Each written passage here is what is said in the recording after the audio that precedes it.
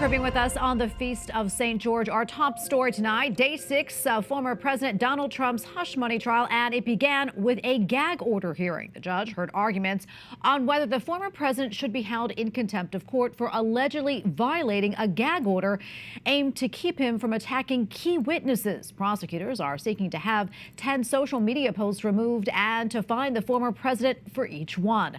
Trump's legal team says that he did nothing wrong. The judge did not immediately issue a ruling.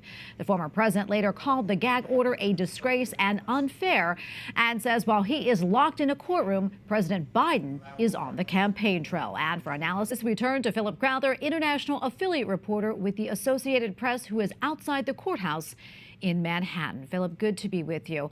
So tell us a little bit more about the contempt of court hearing and when we can expect to have a ruling. Well, the court actually won't be in session this Wednesday, but a ruling by the judge could come as early as this Wednesday, though, during that pause in proceedings.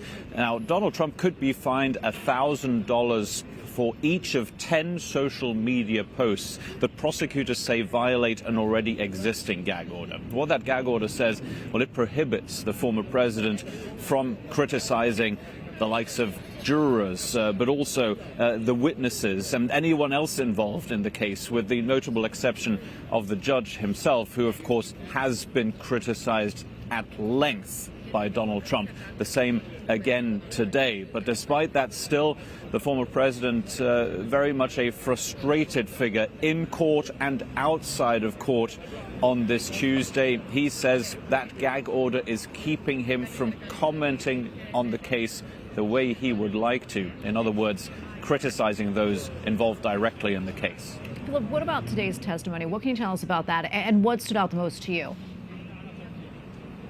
Well, look, this discussion about this gag order was lengthy and it was contentious, not leaving us all that much time. But back on the witness stand for a second day in a row was David Pecker, the former publisher of the National Enquirer tabloid, the man who pledged to be the eyes and ears for Donald Trump during the 2016 presidential election. What prosecutors here have been doing is painting the picture of a man who was willing to buy and suppress stories that would have been harmful to Donald Trump's 2016 presidential campaign. And we're slowly getting into the details of some of those alleged affairs that Donald Trump had. No mention yet by David Pecker, the former publisher of Stormy Daniels, the former adult film star whose alleged relationship with Donald Trump is, of course, at the center of this case. We will presumably hear about that during the next day in court on Thursday.